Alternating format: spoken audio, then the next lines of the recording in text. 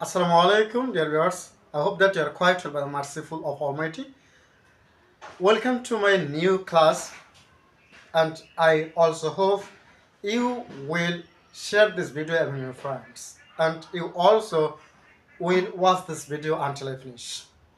By the way, এই ভিডিওতে আমরা আলোচনা করব ফ্রেম কোশ্চেনস, অর্থাৎ কিভাবে এটাকে আমরা প্রশ্ন আবদ্ধ করব, প্রশ্ন দ্বারা আবদ্ধ করব, প্রশ্ন করব। ন্যাশনাল ইউনিভার্সিটি 2019 সালে অনুষ্ঠিত হয়েছে যে পরীক্ষাটি, সেই পরীক্ষার 6 নম্বর। He went to Dhaka to buy a car. প্রথমে দেখুন সে ঢাকা কেন গেছে, কি উদ্দেশ্যে গেছে? গাড়ি কেনার জন্য। একটু অত উদ্দেশ্যে বা পর তো এখানে টু বাই আ কার, সে এটা গাড়ি কেনার জন্য গিয়েছে। উদ্দেশ্যটা কি? গাড়ি কেনার জন্য। কোথায় গেছে? ঢাকা। এখন আপনি বলেন যে হোয়ার ডিড হি গো, সে কোথায় গিয়েছে? তাহলে আপনার কিন্তু ওইটা থেকে যায় সে কেন গিয়েছে, এটা কিন্তু তো প্রশ্ন থেকে যায়। কিন্তু আপনি একই লাইনে দুইটি তো প্রশ্ন করতে পারেন না। দুইটি মানে একই লাইন থেকে আপনাকে প্রশ্ন একটাই করতে হবে, যাতে করে ওই দুইটি প্রশ্নের ওই একই প্রশ্নের দুইটি অ্যান্সার চলে আসে। বুঝছেন? এজন্য এখানে সে কোথায় গেছে, কেন গেছে এটা আমরা বলবো না, বরং এই দুইটি প্রশ্ন যে উদ্দেশ্য এবং যে কোথায় গেছে, এই দুইটি কথা যাতে একই প্রশ্ন চলে আসে, সেজন্য আমরা সেই প্রশ্নটি ব্যবহার করব ডাব্লিউএস কোশ্চেন থেকে। তাহলে দেখুন সে কেন ঢাকায় গিয়েছে, তাহলে চলে এসেছে সে কেন ঢাকায় গিয়েছে। সে ঢাকায় গিয়েছে গাড়ি কেনার জন্য বা গাড়ি কেনার উদ্দেশ্যে, গাড়ি কিনতে সে ঢাকায় গিয়েছে। বাস, এক প্রশ্নের মধ্যে চলে এসেছে। আপনি যদি বলেন যে সে কোথায় গেছে, ঢাকা, কেন গেছে, প্রশ্ন আরেকটা থেকে যায়। সেজন্য কোথায় দিয়ে প্রশ্ন করলে সেটা প্লেসের ক্ষেত্রে ব্যবহার হয়, উদ্দেশ্য হিসেবে ব্যবহার হয় না। আমরা যদি বলি যে সে কেন ঢাকায় গিয়েছে, উদ্দেশ্য চলে এসেছে। কেন গেছে? ওই যে গাড়ি কেনার জন্য গেছে। বাস, প্রশ্ন চলে এসে উত্তরের সাথে সাথে। সেই জন্য এইখানে আমরা প্রশ্ন করব, এই যে এই বাক্যটার প্রশ্ন করব। আমি একটু উপরে লিখি, ফ্রেম কোশ্চেনটা মুছে আমি একটু উপরে লিখি। এই বাক্যটার প্রশ্ন, এই বাক্যটার প্রশ্ন হবে হোয়াই। হোয়াই। এখন দেখেন একটু ভালো করে লক্ষ্য করলে আপনারা বুঝতেই পারবেন খুব সহজেই যে এখানে ওয়েন্ট ফার্স্ট টেন্সে আছে। কোন টেন্সে? ফার্স্ট টেন্সে। তাই এখান থেকে আমাদের প্রশ্ন করতে হবে ডিড দ্বারা। কেন? এখানে অক্সিলারি ভার্ব কিন্তু নেই, এই বাক্যে অক্সিলারি ভার্ব কিন্তু নেই। আর প্রশ্ন করতে হলে অবশ্যই আমাকে একটা অক্সিলারি ভার্ব লাগবে, অবশ্যই আমার একটা লাগবে অক্সিলারি ভার্ব লাগবে। তাই অক্সিলারি ভার্বের সামনে ডু ড্যাশ ডিড আনবো। যেহেতু ওয়েন্ট ফার্স্ট ইন্ডিপেন্ডেন্ট টেন্সে আছে, সেই জন্য আমরা ডু ড্যাশ ডিড থেকে আমরা ডিড আনবো, ডিড আনবো। তো এরপরে ডিড সাবজেক্ট। এখন এরা বেস ফর্ম বসিয়ে দিব গো, তারপরে সব ঠিক আছে।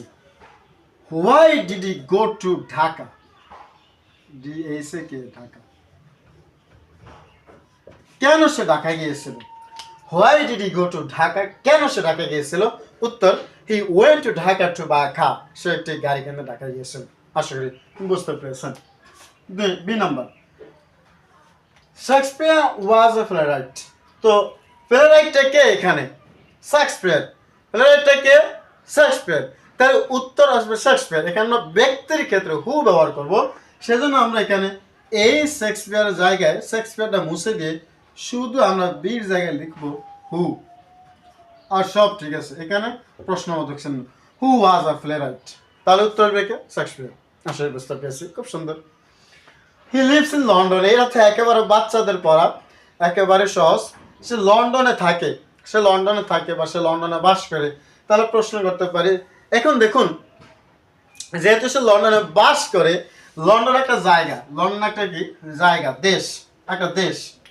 তাহলে আর দেশ বা জায়গার ক্ষেত্রে আমরা ব্যবহার করবো ডাব্লিউএস কোশ্চেনের মধ্যে হোয়ার। হোয়ার ব্যবহার হয় মানে জায়গার ক্ষেত্রে। সেক্ষেত্রে আমরা ব্যবহার করবো যে সে কোথায় বাস করে, তার প্রশ্ন হলো সে লন্ডনে বাস করে। তার প্লেস বুঝাতে, কোনো স্থান বুঝাতে, কোনো দেশ বা জায়গা বুঝাতে, সেক্ষেত্রে আমরা হোয়ার দেওয়ার প্রশ্ন করতে পারি। যেমন তুমি কোথায় থাকো, তুমি কোথায় বাস করো, তুমি কোথা থেকে এসেছো, এইরকম এই কোয়ালিটির প্রশ্ন। সেই জন্য আমরা প্রশ্ন এখানে করতে পারবো হোয়ার। সি নাম্বার একটু খেয়াল করি, সি নাম্বারে আমরা লিখবো হোয়ার।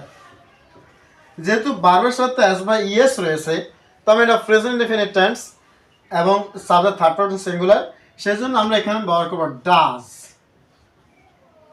এই যে ডাজ বাবার সাথে আসবে এস থাকলে আমরা করব does where does he live বাস হোয়ার ডাজ হি লিভ সে কোথায় বাস করে আমরা বলতে he lives in London he went to India yesterday এখন দেখুন সে ইয়েস্টারডে মানে গতকাল ইন্ডিয়া গিয়েছিল সে গতকাল কোথায় গিয়েছিল ইন্ডিয়া গিয়েছিল এখন আমরা বলতে পারবো যে কখন সে ইন্ডিয়া গিয়েছিল অথবা আমরা বলতে পারবো গতকাল সে কোথায় গিয়েছিল এই প্রশ্নটা আমরা দুইভাবে করতে পারবো এইটা গতকাল সে ইন্ডিয়া গিয়েছিল যদি আমরা গতকাল দিয়ে প্রশ্ন করি তাহলে আসবে যে কখন সে যদি আমরা সময় নিয়ে ইয়েস্টারডে একটা সময় গতকাল একটা সময় যদি আমরা সময়কে নিয়ে প্রশ্ন করতে চাই তাহলে ব্যবহার করতে হবে হোয়েন আর যদি আমরা ইন্ডিয়াকে ইন্ডিকেট করে প্রশ্ন করতে চাই ইন্ডিয়াকে ইন্ডিকেট করে প্রশ্ন করতে চাই তাহলে হবে হোয়ার আসলে বুঝতে পেরেছি তো আমরা গতকাল দিয়ে মানে সময় দিয়ে একটু প্রশ্ন করি